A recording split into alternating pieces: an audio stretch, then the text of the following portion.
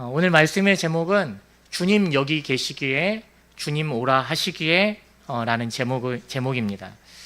4절, 5절, 12절에 걸쳐서 3번에 걸쳐 복되다, 복이 있다 라는 표현을 합니다. 무엇이 진짜 복이라고 생각을 하십니까? 인생을 좀 살아보셨잖아요. 무엇이 복이다 라고 이렇게 말할 수 있겠습니까? 그렇습니다. 제가 지금 그렇게 써놨는데 내가 예수 믿고 있음이 진짜 복이잖아요. 무엇과 견줄 수 없는 그 복인데, 하나님께서 내 삶의 중심이 되어주시고 하나님의 은혜 아래 살도록 하시고 하나님께서 나에게 동행하여 주심이 복이라 할 수 있습니다. 다른 것들도 다 복이겠지만 그것들이 견줄 수 없는, 비할 데 없는 너무나 큰 복은 내가 예수 믿고 있다는 것이고 예수 안에 있다는 것이죠. 오늘 본문에서 하나님께서 복이 있다 하는 사람들 3가지의 모습을 살펴보도록 하겠습니다. 첫 번째는 주의 집에 사는 자들이 복이 있다 이렇게 말씀을 하셨어요. 1절과 2절 말씀을 다시 한번 같이 읽어보겠습니다. 시작. 만군의 여호와여, 주의 장막이 어찌 그리 사랑스러운지요. 내 영혼이 여호와의 궁정을 사모하여 쇠약하며 내 마음과 육체가 살아계시는 하나님께 부르짖나이다. 여기서 2 단어를 좀 보려 하는데요. 쇠약하며 부르짖나이다 라는 단어입니다. 쇠약하다라는 말이 우리 말 표현으로는 좀 뭔가 이렇게 와닿지 않는데요. 그 천지를 하나님께서 창조하실 때 엿새 동안에 마치시다라는 단어입니다. 그러니까 다 이루었다, 마쳤다. 그러니까요, 여호와의 궁정을 사모함으로 내 심령이 다 이루어졌다, 다 마쳤다라는 이런 말인데요. 예수님께서 마지막 순간에 그 십자가를 다 지시고 그 모든 것들을 다 쏟아 놓으시면서 다 이루었다 하시듯이, 내가 지금 여호와의 궁정을 사모함으로 내 온 심령이 가득하다, 온 심령이 그것으로 가득하여 다 이루었다라고 말씀할 정도입니다. 그러니까 이것도 지금 좀 잘 와닿지 않는데요. 무슨 말이냐면, 우리가 일을 할 때도, 무언가를 할 때도 온 힘을 다 쏟아 부어서 쓰러질 정도로 열심히 말하면 어떻게 됩니까? 몸이 쇠약해집니다.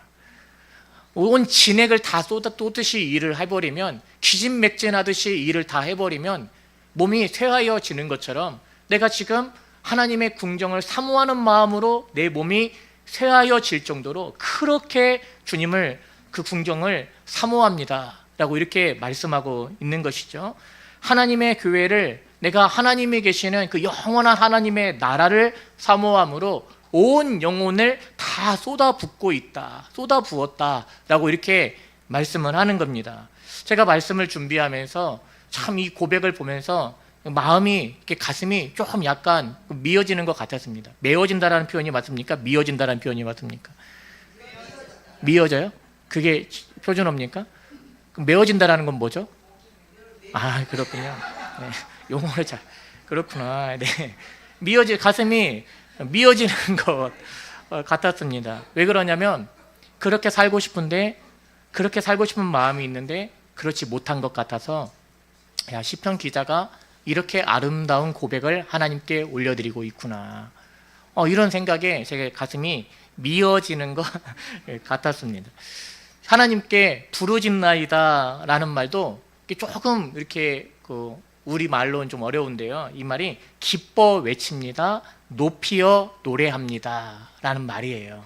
내가 이게 다른 성경에서는 다 기쁘게 노래합니다, 높이어 노래합니다 이렇게 번역되어 있어요. 그러니까 여호와의 궁정을 사모함으로 내 심령이 가득하며 내 마음과 육체가 살아계시는 하나님을 기뻐 외칩니다, 높이어 노래합니다 라고 이렇게 말씀을 하는 거죠. 성도의 평범한 일상에 모여서 하루하루가 쌓여서 인생이 되는데요. 성도의 평범해 보이는 일상 아니겠습니까? 예배도 그렇게 특별해 보이지 않는 것 같잖아요. 매주에 그냥 반복되는, 어떻게 보면 매주 주일 예배, 수요 예배, 새벽 기도회, 그리고 패밀리 예배, 이렇게 아주 특별해 보이지 않는 일상인 것 같지만, 그 시편 기자가 무엇을 말하는 것입니까? 이것이 진짜 복이다, 이것이 진짜 은혜다.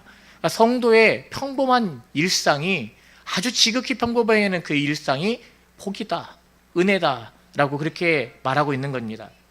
왜 그렇습니까? 오늘 우리에게는 마음껏 신앙할 수 있는 자유가 주어져 있잖아요. 오늘 우리에게 주신 특권입니다.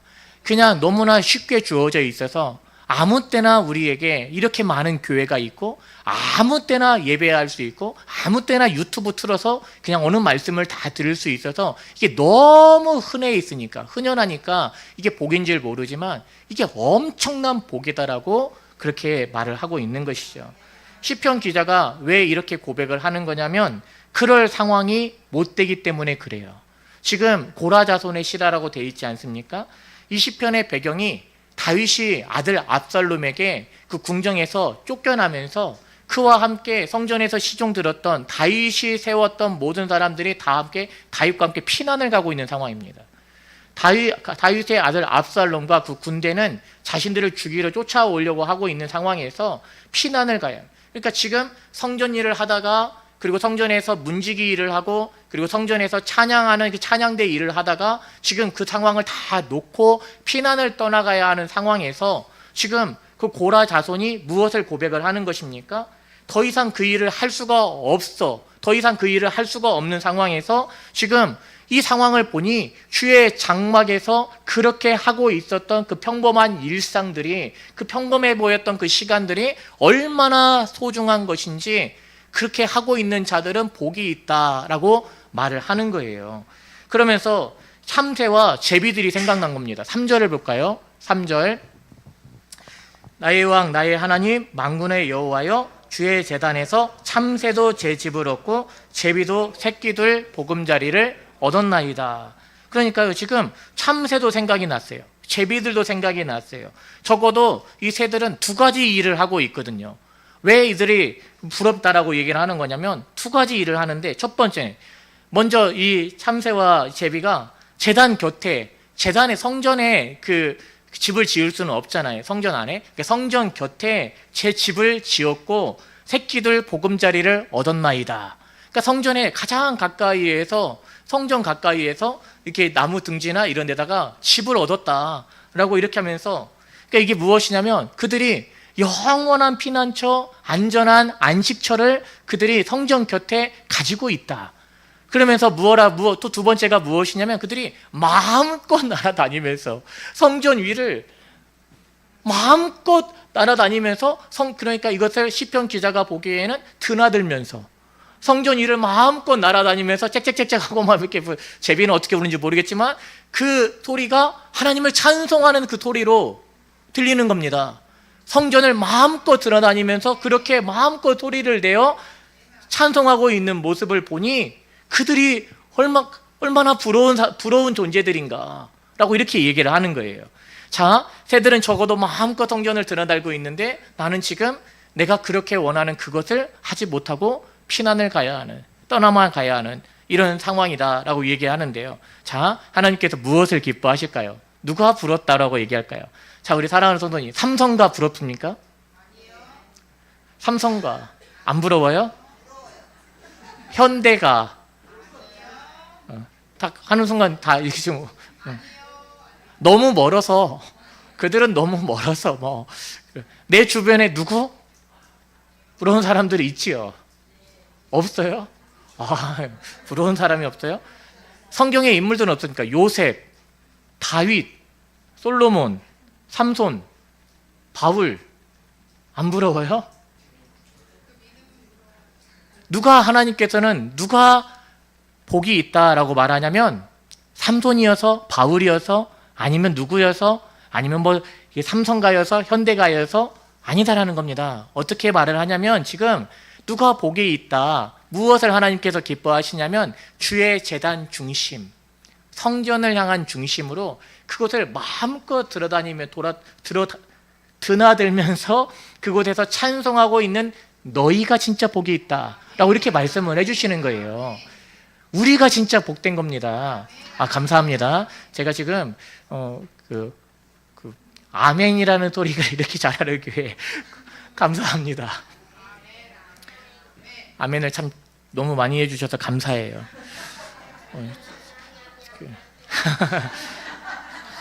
같이 호흡하고 있습니다. 제가 우리 벌린이가.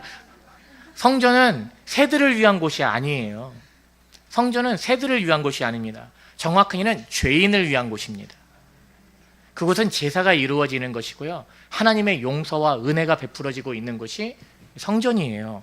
그런데 심지어는 그 성전이 새들을 위한 것이 아님에도 성전에서 제비도 참새도 성전 곁에 집과 보금자리를 얻었고, 그렇다고 해서 그들이 막 그 성전 위를 돌아다닌다고 해서 아무런 제재도 받지도 않고 비난도 받지 않고, 오히려 그들은 마음껏 즐거워하고 자기들을 위한 공간도 아니었는데, 그런데요, 이 성전에서 우리가 지금 예수 믿고 있고 우리가 죄인들을 위한 그곳이었는데, 우리가 예수를 믿고 있고 그래서 마치 성전이 너무나 편한, 너무나 익숙한 곳이 되어서 마음껏 드나들면서, 내가 예수 믿는 믿음을 하나님께서 내게 시작하여 주셔서 마음껏 교회를 들어다니면서 이렇게 예배하고 있는 것이, 그래서 하나님을 마음껏 찬송하고 있는 것이, 언제든지 원하면 하나님 앞에 나와 기도할 수 있고 언제든지 원하면 하나님 앞에 나와 찬송할 수 있음이, 이것이 진짜 복이 있는 것이다라고 말을 해주시는 거예요.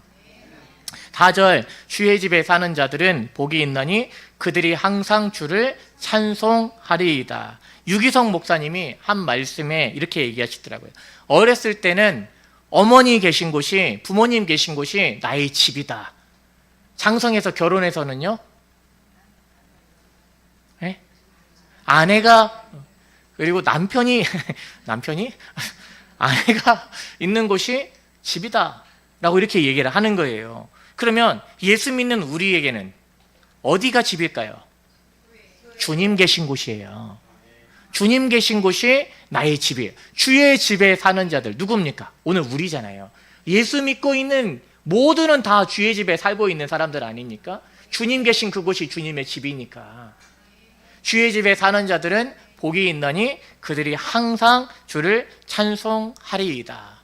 그렇게 주의 집이 있고, 그리고 내 집이 있고, 그리고 그곳에서 주님을 찬송하고 있음이 복이 있다. 이게 진짜 복이다 라고 말씀을 하는 거죠. 고라자손의 너무나 귀한 마음이 보입니다.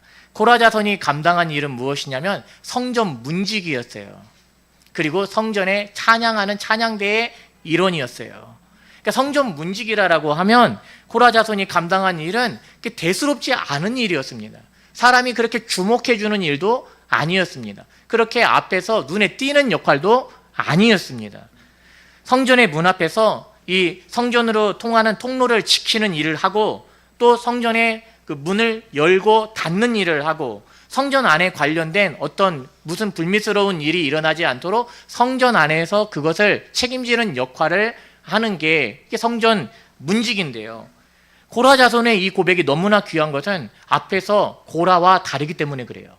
앞에서 고라는 당을 지었습니다. 고라, 다다람, 다단, 아비람, 온. 다단, 아비람, 온과 당을 짓고 누구를 대적합니까? 모세를 대적하였고 아론을 대적하였죠.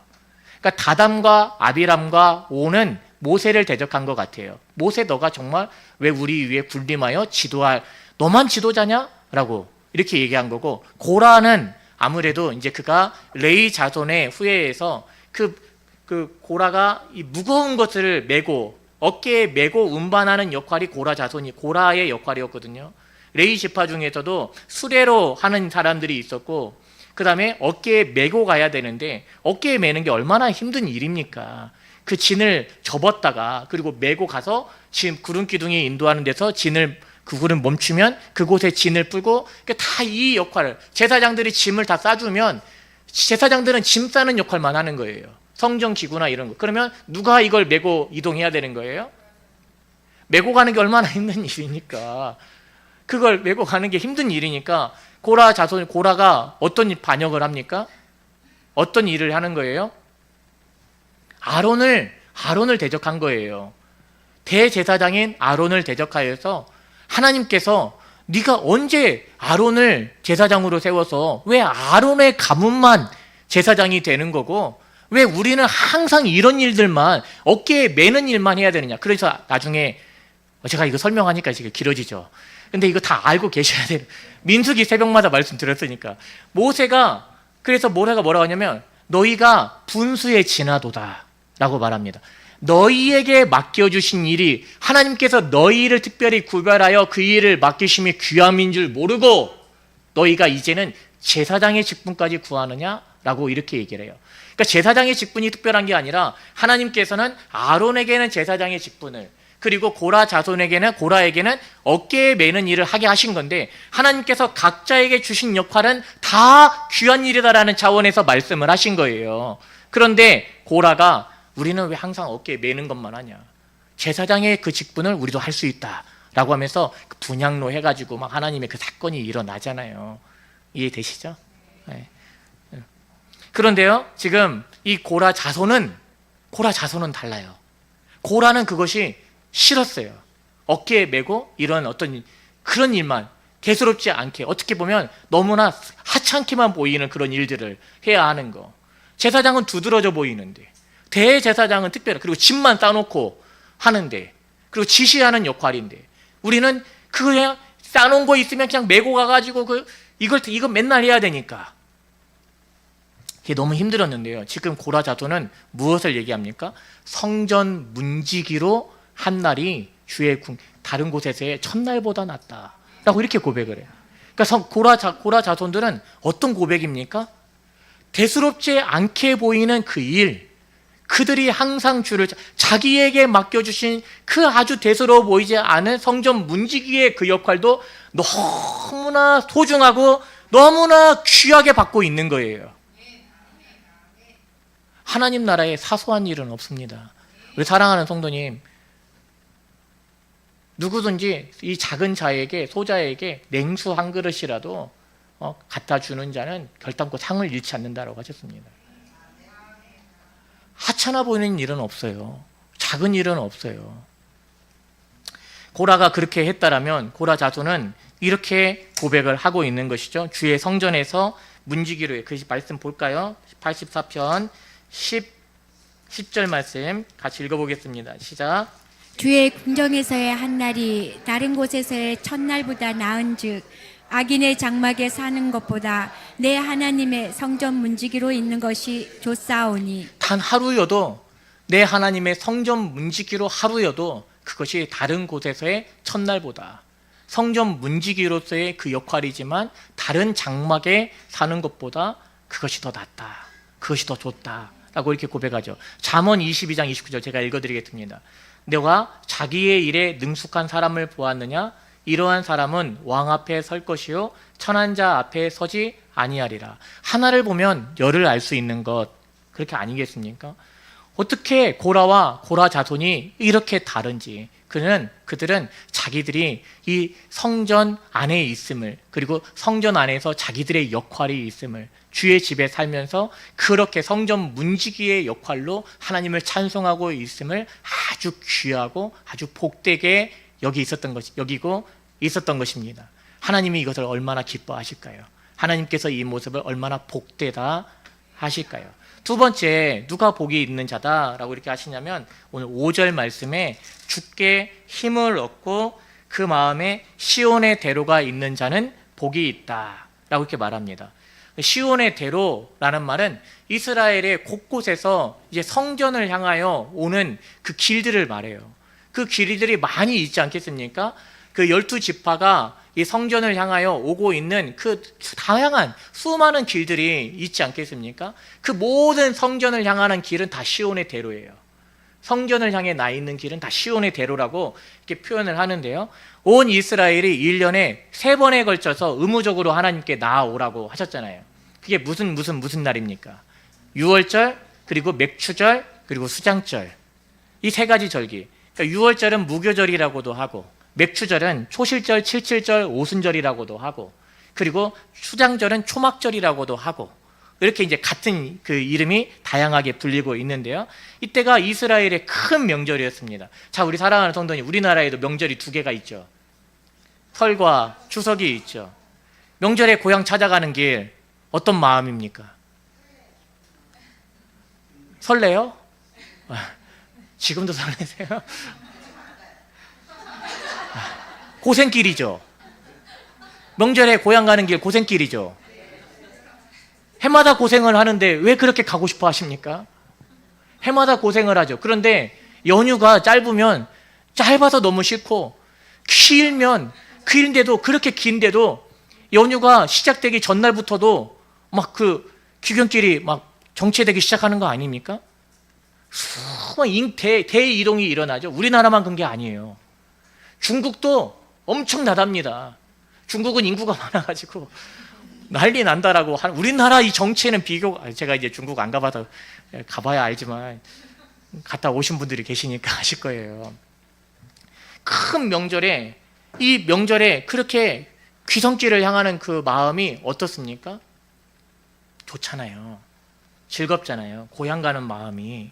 그런데요, 지금 절기를 지키기 위해서, 이스라엘에게 3대 절기를 지키기 위해서 그들이 유월절, 그리고 맥추절, 그리고 수장절, 이 세 가지 3대 절기를 지키기 위해서 각 절기에 맞는 의미를 자기들이 고백을 하면서 그것을 준비하고 성전을 향해 나아가는 발걸음들은 어떤 발걸음일까요?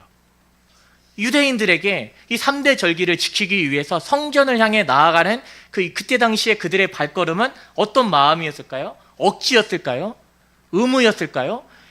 작년에 갔다 왔으니까 올해는 갔다 왔으니까 내년에는 좀, 작년에 그렇게 고생했으니까 이렇게 할까요? 명절에 그렇게 고생을 하면서도 해마다 가잖아요. 해마다 가면서 그 절기의 의미를 제대로 안다라면 이스라엘이 그 절기를 가면서 어떤 마음일까요? 하나님께 감사하면서, 그리고 예배하러 가는 그 즐거움으로, 그 발걸음은 굉장히 가벼운 마음으로 그렇게 하나님을 향해 이스라엘 각처에서 성전을 향해 나오는 거 아니겠습니까? 그런데요, 주께 힘을 얻고 어디에 이런 시온의 대로가 있는 자가 복이 있다랍니까? 그 마음에, 내 마음에 하나님을 향하여 그렇게 시온의 대로가 있는 자가 복이 있는 자다. 사랑하는 성도님, 우리 하나님을 향하여 예배하는 그 중심에 하나님을 향한 마음에 고속도로 나 있기를 주님의 이름으로 축복합니다. 고속도로 나 있어야 되지. 더 말아. 고속도로가 나 있어야 되죠. 누가 지금 오늘도 하나님 앞에 예배하러 나왔을 때 우리 사랑하는 성도님 어떤 마음으로 나오셨어요? 예배를 준비하고 이제 씻고, 그리고 옷을 갖춰 입고, 그리고 예배하러 나올 때 마음이 어떠셨습니까? 고속도로 나 있었습니까? 빨리 가야 돼. 달려가야지. 달려오셨습니까? 아니면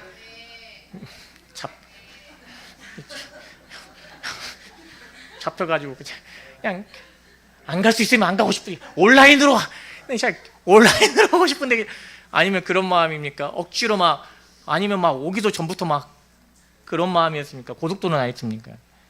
하나님을 향한, 그 하나님의 나라를 향한 그럼 내 마음에 그런 시온의 대로가 다 있는 자들이 복이 있다라고 이렇게 말씀을 하시는 거죠. 너무 좁아서 오면서도 힘든 것이 아니라 고속도로가 나기 시작해서 달려오는 우리 사랑하는 성도님 되기를 주님의 이름으로 축복합니다. 굉장히 귀한 깨달음이죠. 성도의 진정한 복됨과 유로가 무엇인지를 이 시편에서 고백하고 있는, 그래서 아름다운 시다, 시편에서 가장 아름다운 시다라고 표현을 하기도 하는데요, 그 복됨의 기준이 환경에 있다라고 얘기하는 것이 아닙니다. 모든 상황 속에서 하나님을 예배하고 있는 자, 크게 복된 자다라고 이렇게 고백을 하는 것이죠. 이들이 왜 복된 사람인지 6절을 봐야 되겠죠. 자, 6절 같이 읽어보겠습니다. 시작. 그들이 눈물 골짜기로 지나갈 때 그곳에 많은 샘이 있을 것이며 이른비가 복을 채워주나이다. 자연에 사계가 있는 것처럼 신앙생활에 또 인생에도 봄, 여름, 가을, 겨울이 있는 것 같습니다. 눈물 골짜기다라는 말은 히브리어 바카 이렇게 되어 있는데요, 그 물이 없어서 메마르고 황폐해서 온갖 어려움을 겪으면서 고통스럽게 통과하는 길을 말합니다. 그러니까요, 우리 인생의 눈물 골짜기는 어떤 골짜기를 말할까요? 어떻게 보면 경제적으로 내가 눈물 골짜기를 지나갈 수 있죠. 경제적으로 눈물이 흘려서 그게 골짜기를 이룰 정도로 그렇게 내 삶이 너무나 힘겨운 그런 어떤 경제적인 눈물 골짜기를 지나는 사람이 있는가 하면, 어떤 사람은 건강으로 눈물로 그 골짜기를 이루고 그 길을 가는 사람이 있을 것이고요. 또 부모님이나 자녀 문제로 그렇게 눈물 골짜기를 지나가는 사람도 있을 것입니다. 부부 관계로 그런 사람도 있지 않겠습니까? 교우 관계로 어떻게 보면 교회 안에서 많은 교회들을 내가 찾아다니면서 교회 안에서 많은 눈물을 흘렸고 요즘 시대에는 특별히 그런 게 더 많죠. 요즘 시대는 건강한 교회를 찾기가 어려우니까 그런 그 교회를 찾다가 정말 그런 교회 안에서 겨우 마음을 붙였는데 또다시 그곳에서 상처를 받으면서 눈물을 흘림이 어느 순간 골짜기를 이룬 것 같은 그런 어떤 눈물 골짜기를 지나가는 이런 모습들이 있지 않겠습니까? 그런데요, 그 눈물 골짜기로 지나갈 때 그곳에 많은 샘이 있을 것이며 라고 말씀합니다. 그 마음에 시온의 대로가 있는 자, 하나님을 향하여 시온의 대로가 나 있는 자들에게 눈물 골짜기를 지나가는데 그 많은 샘은 무엇입니까? 그때마다 하나님께서 부어주시는 마르지 않는 샘의 은혜를 말합니다. 하나님께서 그때마다 지나가게 하시는, 나를 붙들어 주시는 그런 은혜가 있었다는 겁니다. 시온의 대로가 있는 자에게 눈물 골짜기가 없어야 되죠. 그러나 내가 원하든 원하지 않든 눈물 골짜기를 지나가는 상황이 있을 때 그때마다 하나님께서 부어주시는 마르진 않는 은혜가 나로 하여금 그곳을 지나오게 하시게 하는 것이죠. 그리고 무엇이 있다라고 합니까? 이른 비가 라고 이렇게 얘기하죠. 복을 채워 주나이다. 앞서 예비하시는 하나님의 은혜를 말해요. 그러니까요, 내가 혼자 그 길을 가고 있는 것 같지만 아니에요. 누가 그 앞에서 인도하여 가시는 겁니까? 주님이, 우리의 주님이 시온의 대로가 있어서 하나님을 향하여 그 마음이 하나님을 향하고 있는 자들, 상황에서도 여전히 시온의 대로가 있는 자들에게는 이른 비가 복을 채워주셔, 많은 템이 있게 하시고, 그리고 이른 비가 채워주시는 은혜들을 보게 하시는 거죠. 그러니까요, 눈물 한번 흘린 것입니다. 내가 눈물 한번 흘리고 다시 주님을 붙잡고 기운 내서 나아가요. 그래도 또 가다가 또 다시 눈물을 흘려요. 왜냐하면 상황 속에서 눈물이 많이 나오는 겁니다.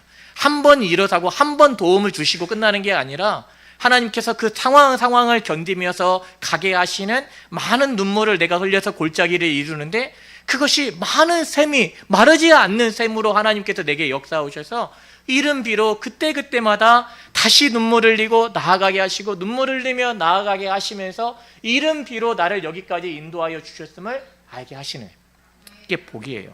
그렇게 그렇게 많은 눈물을 흘리면서 흐릿했던 주님이 선명해지기 시작해요. 그렇게 하면서 내 눈에 하나님의 은혜가 밝히 보이기 시작해요. 하나님이 어떤 분이신지를 내가 깊이 알아가기 시작해요. 이런 과정이 없었더라면 막연하게 두루뭉술하게 하나님의 은혜, 복이라고 생각을 했는데요, 그런 과정을 지나가다 보니 하나님이 너무 선명하게 보이기 시작하면서 그렇구나, 하나님의 은혜가 하나님이 나와 함께 하셨구나. 우리 사랑하는 성도님, 동행은 내가 하나님과 함께 하는 거라고 생각하잖아요. 아니에요. 동행은 하나님이 나와 함께 해주시는 겁니다. 그리고요, 동행은 내가 옆에서 같이 가는 게 아니고요, 하나님이 앞서 나를 붙잡고 가시는 게 동행이에요. 우리는 동행이라고 하면은 옆에서 나란히 손잡고 가는 거라 생각할 수 있지만 하나님께서 앞서 나를 인도하여 주심을 동행이라고 하는 거예요. 그렇게 이른 비가 우리의 복을 채워주셨다. 이른 비로 우리에게 채워주셨다. 그래서 어떻게 되게 하십니까? 눈물 골짜기를 샘이 솟는 은혜의 골짜기가 되게 하시는 겁니다. 그게 시온의 대로가 있는 사람들에게 주시는 복입니다. 그리고 은혜이죠. 하나님께서 한 번만 붙들어 주시는 게 아니에요. 계속해서 붙들어 주시는 거예요. 매 순간 나를 지켜주시는 거예요. 견디며 지나가게 하시는 그 은혜로 함께 하시는 겁니다. 내가 그것을 알든지 알지 못하든지 오늘까지 그렇게 나를 붙들어 주셨기에 여기까지 온 것이에요. 그렇게 하시기에 복이 있다라고 말하죠. 7절 말씀 같이 보겠습니다. 그들은 힘을 얻고 더 얻어 나아가 시온에서 하나님 앞에 각기 나타나리이다. 하나님께서 그렇게 열심히 주를 따르려 하고 섬기려 하던 나에게 어떻게 이런 일이 일어나게 하실 수 있어? 하나님께서 나를 사랑하신다면서 어떻게 이런 일만 계속 내게 일어나는 것이죠? 도대체 나는 언제까지 눈물을 흘려야 되는 건가? 라고 이렇게 충분히 믿음이 꺾일 만하고 좌절할 만하고 절망할 만한 상황인데, 오히려 하나님께서 그 순간순간 마르지 않는 은혜와 그리고 하나님께서 이른 비가 나의 복을 채워주심으로 어떻게 하셨다라는 겁니까? 더욱 하나님을 향해 확정되고 확정되는 그런 마음으로 나의 걸음걸음을 인도하여 주신다는 겁니다. 오히려 힘을 얻고 더 힘을 얻어 시온에서 하나님 앞에 나아오게 하시는 그런 은혜로 내 삶을 채워주신다는 겁니다. 하나님의 은혜가 나를 붙잡고 있는 것입니다. 예수님께서 내가 곧 길이요 진리요 생명이라 라고 말씀하셨습니다. 시온의 대로가 있는 그 끝에 누가 계시는 겁니까? 예수님 계셔요. 우리 예수님께서 앞서 예배와 인도자가 그 길을 다 지나가게 하시면서는 어떻게 하실까요? 안아주시죠. 항상 제가 이런 부분을 설교할 때마다 저는 이제 제가 기대하는 게 있습니다. 우리 하나님께. 하나님께서는 제가 못한 것을 주목하시지 않을 것 같아요. 네가 그럼에도 나를 사랑해서, 그러니까 너 이것도 못했고 이것도 못했고 이것도 못했고 이것도 안 했고 저것도 안 했고 너는 왜 나 안 했냐? 주님 앞에 내가 이제 막 갔는데 주님이 너 일로 와봐. 그렇게 하실 게 아니고요. 이렇게 딱 안아주시면서 네가 나를 위해 나름대로 이것도 하고 이것도 하고 이것도 이거, 네가 이것도 했네 이것도 했네 이거, 그렇게 안아주실 것 같아요. 그 길 끝에서 그렇게 위로해 주실 것 같아요. 그거 하나 보고 가는 건데요. 정말 하나님께서 오히려 더 힘을 얻고 더 얻어나아가 하나님 앞에 나타나게 하시죠. 그래서 시인이 기도하는 겁니다. 무엇을 기도합니까? 만군의 하나님 여호와여 내 기도를 들으소서, 야곱의 하나님이여 귀를 기울이소서. 이 말은 다른 표현하면 내 마음에 있는 그 시온의 대로 하나님 계속해서 내 마음이 그 시온의 대로를 향하여 가게 하옵소서. 이 기도를 하는 것이죠. 셀라라는 표현은 다른 거 아닙니다. 그냥 그 어떤 그 운율상의 그 기호라고 부호라라고 쉬어가는 뭐 쉼표가 있고 마침표가 있고 뭐 그 메조포르테 뭐 이렇게 있듯이 그런 느낌으로 셀라 이렇게 하는 거니까요. 다른 의미 부여 안 하셔도 돼요. 마지막으로 하나님께서 누가 복이 있다라고 하시냐면 주께 의지하는 자는 복이 있나이다 라고 이렇게 말합니다. 의지한다라는 것은 신뢰한다라는 것을 말해요. 자, 남편과 아내도, 친구 간에도, 부모 자식 간에도 관계의 건강한 비결은 무엇입니까? 신뢰입니다. 더 이상 그 사람을 믿을 수가 없어. 이 말은 무슨 뜻입니까? 내가 더 이상 믿을 수가 없어. 이 말은 어떤 것입니까? 마치 오래된 다리가 한순간에 무너진 듯한, 이제 그 반복된 그 실망과 그 배신 가운데, 그 반복된 그 힘겨움 가운데 기둥과 기반이 무너졌다는 거예요. 더 이상 믿을 수가 없다. 이것은 굉장히 이전처럼 돌아가기 어렵게 됐다. 많은 상처와 아픔이 내게 있다라는 말이, 이게 더 이상 내가 더 이상 우리 목사님을 믿을 수가 없습니다 라는 말은 이미 그 관계가 더 이상 내가 당신과 신뢰할 수 없습니다 라는 말이잖아요. 더 이상 당신을 의지할 수 없습니다. 더 이상 당신과 관계하기가 어렵습니다 라는 이런 아주 무서운 말인데요. 그런 하나님께서는 오늘 우리에게 그런 말씀을 하신 적이 없어요. 하나님께서는 우리에게 하죠. 하나님을 향해서도 우리가 무엇을 말합니까? 하나님, 난 하나님을 더 이상 신뢰할 수가 없습니다. 하나님을 더 이상 의지할 수가 없습니다. 이렇게 말하는 게 아니고 무엇이 복이 있다라고 말을 합니까? 주께 의지하는 자는 복이 있다라고 이렇게 말을 하는 거예요. 자, 우리 사랑하는 성도님, 많은 이들 말하고 많은 이들 노래는 하지만 정작 가진 않는 길, 이게 우리의 모습이죠. 우리 신앙의 모습이죠. 알고는 있지만 행하지는 못하고 있는. 그런데요, 하나님께서 우리를 의지하는 것이 아니라 하나님께서 우리에게 그렇게 우리를 실망시킨 적이 없으세요. 하나님은 언제나 우리에게 신실하신 분입니다. 실수하지 않으시는 분입니다. 합력하여 선을 이루시는 분입니다. 이 기쁨 주시려고 이 모든 과정도, 이해가 되지 않는 과정도 지나가게 하시는 분입니다. 눈물 골짜기를 지나고 있는, 그것이 내가 그렇게 상황을 만들었든, 내가 죄 가운데 그런 상황이 처해져 있었든, 그리고 아니면 하나님께서 어떤 특별한 계획이 있어서 그렇게 그 길을 가게 하셨던, 그런 눈물 골짜기를 지나갈 때도 많은 샘과 이른 비로 인도하여 주시는 하나님이시지, 하나님은 우리를 실망하게 하시지 않습니다. 그런데요, 우리는 우리 자신을 믿을 수가 없어요. 내 모습을 보면 그러한데, 오히려 하나님은 무엇입니까? 너를 그런 게 아니라 하나님을 의지하는 자는 복이 있다, 이렇게 말씀을 하는 겁니다. 제가 알고는 있지만 왜 하나님을 의지하지 못할까? 왜 하나님을 신뢰하지 못할까? 그리스도인이 많은 부분에 있어서 하나님을 의지하는 것의 복을 잘 모른다. 하나님을 진심으로 신뢰하는 것에 대해 복을, 그 복의 가치를 잘 모른다라고 생각해요. 이게 그래서요, 말씀을 정리하면서 제가 한번 여쭤보겠습니다. 제가 이 설교 준비하고 이제 여러 곳에서 이 말씀을 전하는데요, 우리 사랑하는 성도님이 이것의 가치를 한번 매겨보시기 바래요. 얼마짜리 정도가 되는지. 자, 아브라함이 아들을 바치라라는 명령에 순종하여 3일 길을 나서기 시작합니다. 그리고 모리아산에 가서, 그리고 정말 이해가 안 되는 명령이지만 그러나 하나님을 향하여 내가 그 이삭을 바치려고 그렇게 순종한 행위를 합니다. 자, 이것의 가치 얼마라고 생각합니까? 다윗이 골리앗을 향해서 뛰어나갑니다. 사람들 이스라엘 진영에서 아무도 나갈 만한 사람이, 골리앗을 보기만 해도 압도되니까요. 누가 골리앗과 싸울 생각을 할 수 있게. 그 이스라엘 중에 싸울 만한 사람은 그 키가 한 자나 더하였던 유일한 사람은 사울이었어요. 골리앗과 싸울 만한 유일한 한 사람은 사울이었는데 사울 못 나가고 있잖아요. 자기 갑옷 내주면서 이거 입고 가라. 다윗에게, 어린 소년에게, 소년이 나간다 하니까. 그런데 그 다윗이 만군의 여호와의 이름으로 내게 나아오느라 하면서 달려가는 것의 그 가치를 얼마짜리라고 생각합니까? 그 믿음의 가치 얼마짜리일까요? 3일을 금식한 후에 민족을 위해서 애쓰다가 죽으면 죽으리이다 라고 고백을 하면서 자기 다윗을 위하여 기도해달라고 하고 3일 금식 끝에 왕에게 나아갑니다. 이것의 가치를 얼마짜리라고 생각을 하십니까? 다니엘과 세 친구가 왕의 진미를 먹지 않고 열흘 동안 우리를 시험하여 보라 라고 하면서 먹지 않고 그것에 목숨을 걸고 그렇게 뜻을 정한 것의 가치를 얼마짜리라고 생각합니까?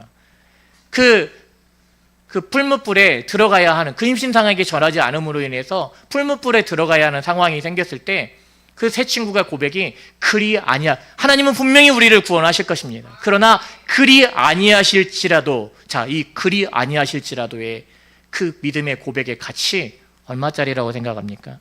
삼손이 한평생에 자신에게 주신 힘을 낭비하다가 눈이 뽑혀서 연자맷돌을 돌리다가 마지막 순간에 하나님의 그 은혜를 생각하고 회개하면서 블레셋 신전에 그 두 기둥에 손을 얹고 이번만 나를 기억하사 나에게 힘을 주옵소서라고 하면서 그 기도를, 회개의 기도를 하나님 앞에 올려드리는 것에 그 기도의 가치를 생각한다면 그게 얼마짜리가 될까요? 나는 내게 말씀하신 그대로 되리라고 하나님을 믿노라 라고 고백하여는 그 사도 바울의 그 고백, 그리고 내가 믿는 자를 내가 알고 내가 의탁한 것을 그날까지 그가 능히 이루실 줄을 나는 확신함이라 하면서 하나님을 온전히 붙잡고 있는 그 믿음의 가치를 매겨본다면 얼마짜리라고 매겨야 이 믿음의 가치를 제대로 매긴 것이라 할 수 있겠습니까? 자, 우리 사랑하는 성도님, 하나님은 이 믿음의 고백들, 결과를 보는 게 아니라 이 믿음의 고백으로 하나님 앞에 나아오고 있는, 그렇게 하나님을 의지하면서 하나님을 신뢰하면서 내 모든 상황이 다 케이스 바이 케이스지만 그럼에도 불구하고 나는 믿음으로 주님 붙잡고 나아갑니다 라고 했을 때 하나님께서 그런 나를 보시는 그 믿음의 가치 얼마짜리라고 생각하십니까? 얼마짜리를 매겨야 제대로 매긴 걸까요? 하나님께서 그것을 얼마짜리라고 얘기해 주실까요? 주를 의지하는 자, 주를 신뢰하는 자, 그들은 결과가 어떻게 될지 아무도 몰랐습니다. 결과를 보고 그래서 대단한 믿음이 아닙니다. 결과는 실제로 골리앗에 의해 단칼에 죽임을 당했을 수도 몰라요. 그러면 그 믿음이 아주 그냥 가치 없어지는 것입니까? 그리 아니하실지라도 해서 풀무불에서 만약에 다 사라져 버렸다라면 그러면 그들의 그 믿음의 가치는 아주 없어져 버리는 것입니까? 아니에요. 수많은 믿음의 성도들이 그렇게 사라지기도 하고 그렇게 믿음을 고하다가 순교를 당하기도 하였고 일상에서 매 순간순간 하나님을 의지하면서 믿음으로 나아가고 있는 그 특별한 순간, 특별한 상황에서만이 아니라 오늘 내가 일상에서 하나님 매 순간 주님을 의지합니다. 주님을 내가 믿습니다. 신뢰하면서 그 믿음으로 발걸음을 내디려 하고 있는, 발걸음을 내딛고 있는 그것, 우리 하나님께서 얼마짜리라고 생각을 해주실까요? 여겨주실까요? 자, 우리 사랑하는 성도님, 주를 의지함은 내게서 시작하는 것이 아닙니다. 내게서 나오는 것이 아닙니다. 오직 예수 그리스도를 믿는 믿음 안에서 하나님께서 내게 시작하신 거예요.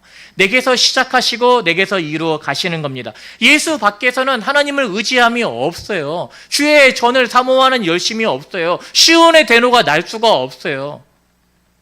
근데 주의 집에 주의 전을 사모하며 그리고 그렇게 항상 주를 찬송하고 내 마음에 하나님을 향한 시온의 대로가 나 있고 주님을 의지하고 있는, 신뢰하면서 내가 걸음걸음을 내드려 하는 내 일상이 되어 있는 이 모습은 다 예수 그리스도 안에서 우리에게 주신 은혜예요.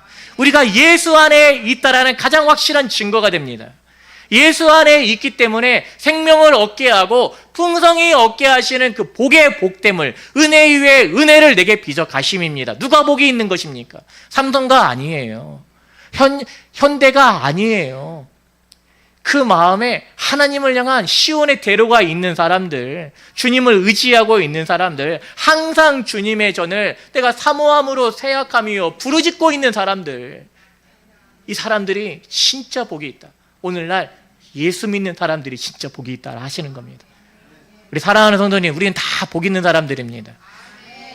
이 복의 복을, 은혜 위에 은혜를, 죄인에게 이런 은혜를 베풀어 주신 하나님, 우리에게 이런 은혜를 베풀어 주신 예수님, 정말 어떻게 나 같은 사람에게서 이런 믿음을 이루어 가시는지. 천국은 마치 밭에 갖춘 이 보화와 같아서 사람들이 지나갈 때는 어떻게 보화가 밭에 있지 생각하면서 저 보화 아니야, 저 다이아몬드 아니야, 그 반짝거리는 유리야, 깨진 유리야, 그냥 돌이 반짝반짝 비치는 거야, 햇빛 때문에 저게 보석처럼 비치는 거야. 아니에요. 보석 장사가 보니까 저건 보석이에요. 그래서 어떻게 합니까? 그 가치를 아는 사람이, 그 진주의 가치를 아는 사람은 자기 소유를 다 팔아 밭을 샀다라고 하는 겁니다. 왜? 그것 이상의 가치가 있는 것이지만 알기에. 우리 사랑하는 성도님, 예수 믿는 거, 하나님을 의지하는 거, 시온의 대로가 나 주의 집에 거하는 거, 이것보다 더 복된 건 없습니다. 우리 사랑하는 성도님들의 동일한 고백이기를, 우리의 고백이기를 주님의 이름으로 축복합니다. 라는